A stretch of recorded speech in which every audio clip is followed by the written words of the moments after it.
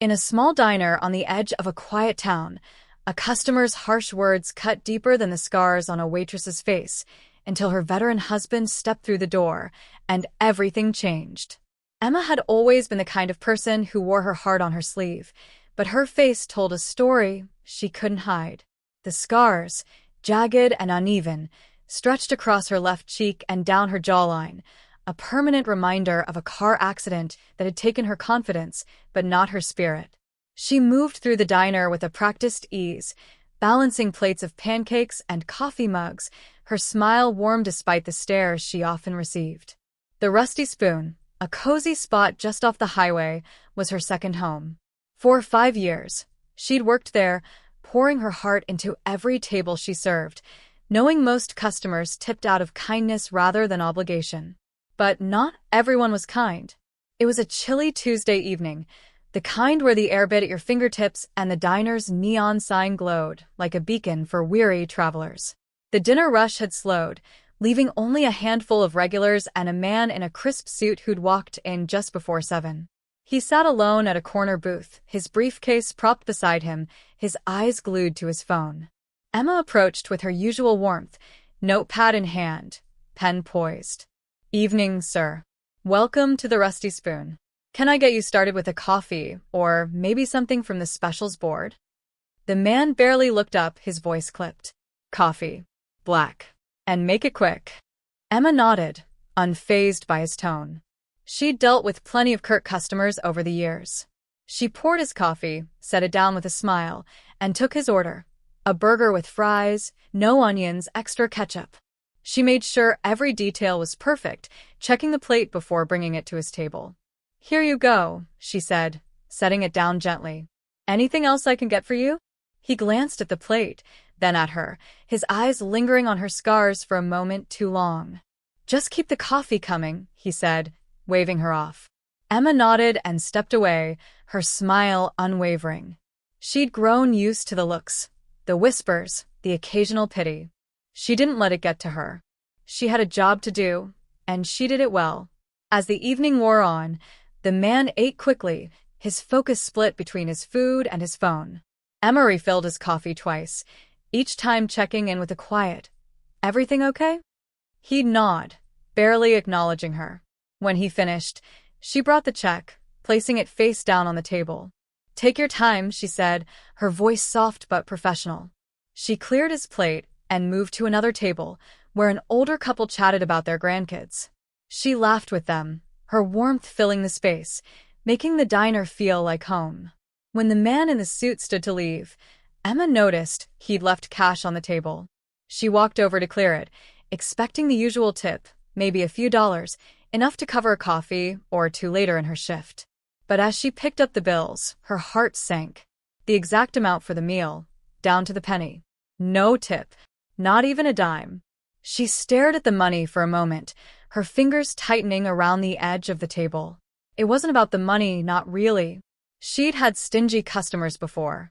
But something about the way he'd looked at her, the way his eyes had lingered on her scars, made her feel small. Judged. Less than.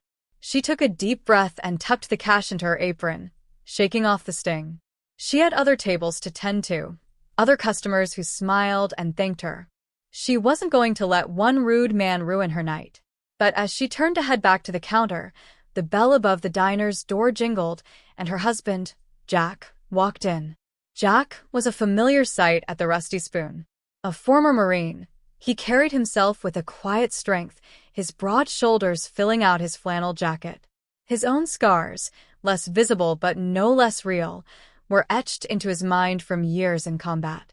He'd been coming to the diner every Tuesday for the past year, ever since he and Emma moved to this town to start over. He'd sit at the counter, order a slice of pie, and watch Emma work, his eyes soft with pride. Tonight, though, something was different. He'd seen the man in the suit leave, seen the way Emma's shoulders slumped as she cleared the table. He knew her too well to miss the hurt in her eyes. "Hey, he said, his voice low as he slid onto a stool at the counter. "You okay?" Emma forced a smile, wiping her hands on her apron. "Yeah, just a long shift. You want the usual?" Jack nodded, but his eyes stayed on her, searching. Cherry pie, extra whipped cream. But seriously, what's up? You look off. She hesitated, glancing around the diner. The older couple was still chatting, and a trucker at the far end was nursing a milkshake. No one needed her right now. She leaned against the counter, her voice quiet. Just a customer. Didn't leave a tip. Looked at me like, I don't know, like I wasn't worth his time. Jack's jaw tightened, his fingers drumming lightly on the counter. Guy in the suit? Saw him peel out of the parking lot like he was late for something. Emma nodded, her eyes dropping to the floor. It's fine. Not everyone tips. I don't know why it's getting to me tonight. Jack reached across the counter, his hand brushing hers. Because you give everything to this job, Em. You don't deserve to be treated like that. She squeezed his hand, grateful for his presence. Jack had always been her rock, the one who reminded her of her worth when the world tried to tell her otherwise. They'd met 7 years ago, after her accident and his discharge from the Marines.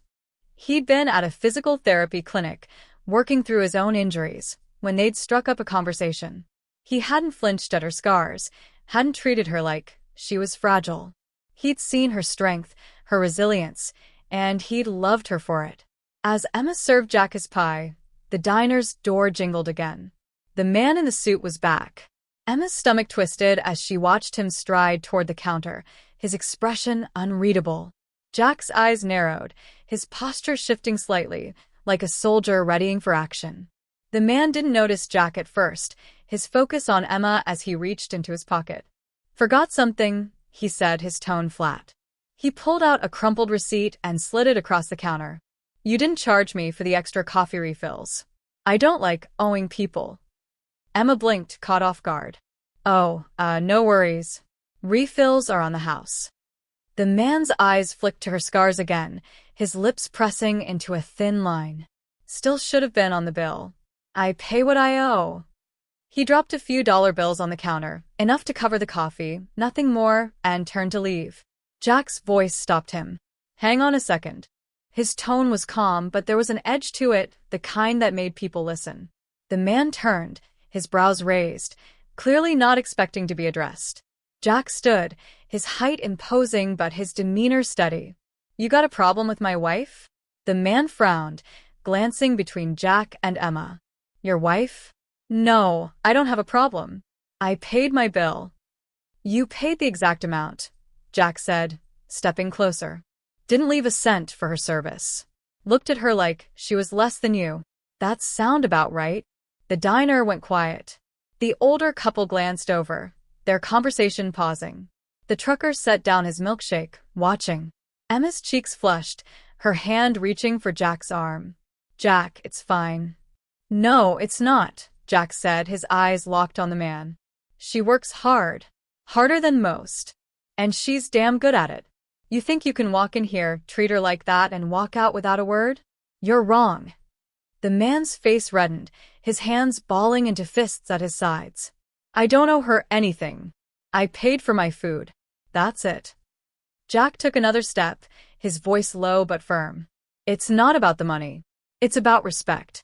You looked at her scars, judged her, and decided she wasn't worth a dime extra. You don't know her story. You don't know what she's been through. But I do. And I'm telling you, you don't get to make her feel small. The man opened his mouth, then closed it, his eyes darting to Emma. For the first time, he seemed to really see her, not just the scars but the woman behind them. Emma stood tall, her chin lifted, though her hands trembled slightly at her sides. She wasn't used to being defended like this, not in front of strangers. But Jack's words, his unwavering support, gave her a strength she hadn't realized she needed. I didn't mean, the man started, then stopped. He looked at Jack, at the intensity in his eyes, the quiet power in his stance. He looked at Emma, at the way she held herself despite the hurt he'd caused. I didn't think about it like that, he said finally, his voice softer. I'm sorry. Emma's breath caught. She hadn't expected an apology, hadn't expected anything at all. It's okay, she said, her voice steady. Just maybe think about it next time. The man nodded, his shoulders slumping slightly. He reached into his wallet, pulled out a $10 bill, and placed it on the counter. "For the service," he said, his eyes meeting hers briefly before he turned and walked out, the bell jingling behind him. The diner stayed quiet for a moment, the weight of the exchange lingering. Then the older woman at the nearby table clapped softly, her husband joining in. The trucker gave a low whistle, shaking his head with a grin. Emma's face flushed again, but this time it was with a mix of pride and gratitude. She looked at Jack, who was watching her with that same soft pride he always had. "You didn't have to do that," she said, her voice barely above a whisper. "Yeah, I did," Jack replied, sitting back down. "Nobody gets to treat you like that. Not while I'm around." Emma smiled, a real one this time, and leaned across the counter to kiss his cheek. "Thank you," she said simply, her heart full. The rest of the shift passed in a blur. The older couple left a generous tip, along with a note that read, "You're a gem, Emma. Keep shining." The trucker lingered longer than usual, chatting with her about his route, his words kind and easy. When the diner finally closed, Emma and Jack walked out together, his arm around her shoulders, the night air cool against their skin.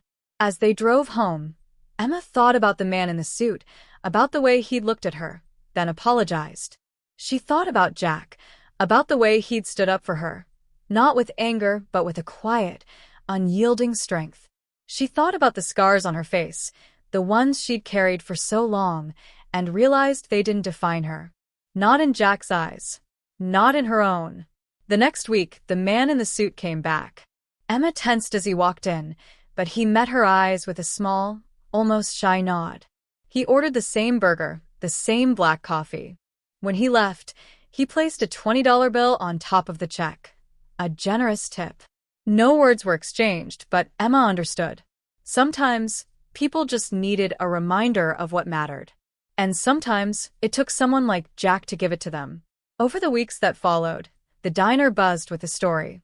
Regulars whispered about the veteran who'd put a rude customer in his place, about the waitress whose smile never faltered, no matter how people treated her. The Rusty Spoon became more than just a diner. It became a place where people felt seen, where kindness was currency, and where Emma and Jack's love was a quiet force that changed everything. Emma kept working her shifts, pouring coffee, serving pie, and smiling through the stares. Jack kept showing up, his pie order never changing, his pride in her never wavering. And every now and then, when a customer crossed a line, Jack would be there, his presence a reminder that Emma was never alone. That her scars, her story, her heart, they were all worth more than any tip could ever show.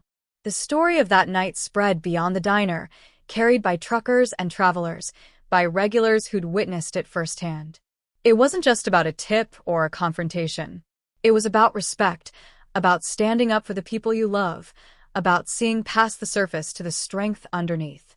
Emma and Jack didn't know it, but their moment in the Rusty Spoon had touched more lives than they could imagine, a ripple effect of kindness and courage that lingered long after the bell above the door stopped jingling.